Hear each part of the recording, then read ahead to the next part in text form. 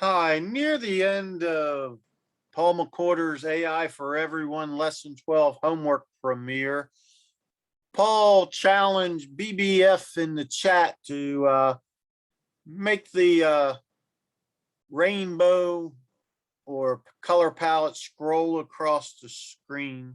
I had some ideas on that, but I figured I'd let BBF see if he posted anything about it. Sat down with my coffee this morning and looked and didn't see anything. So I thought I'd show you how I approached the problem. So let's go to the code. So this is my original code for the static display of the color palettes, two color palettes. Like I say, it's static. So I left almost everything above the while true, because it only had to display at one time. I knew that if we wanted to make it animate it and make it scroll, that a lot of that was going to have to be moved down into the while true section, and also add a few lines of code to make it scroll across. So this was my solution for doing that. As you can see, a lot of the four loops and the display is all moved down to the while true part. Basically only had to add 3 lines of code. I put an incrementing variable, declared it at the top, and then each time through the loop, at the bottom of the loop, we're just adding 1 to it. And that goes on and on until you decide to turn it off. This line of code is the third line of code I added. Basically uses the remainder or modulo operator, which basically just keeps this y plus I, which will be greater than 180 real quick. But by using the modulo, the remainder, it's going to keep z values between 0 and 179, which is what we need for our frames.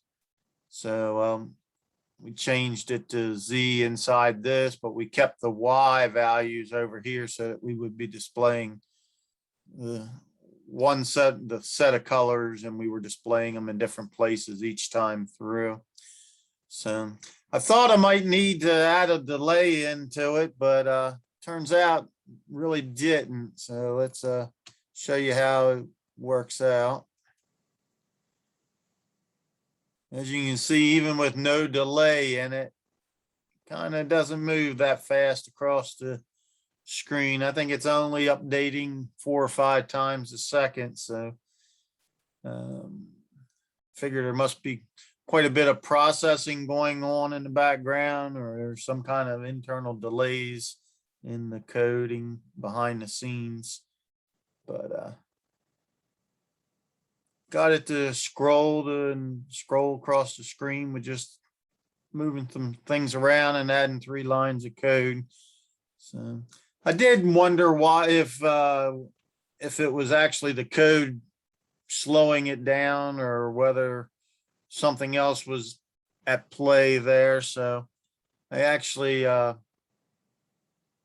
took another set of code and commented out all the second one. So this does the same thing, but it just uses the S frame, commented out all the V frames. So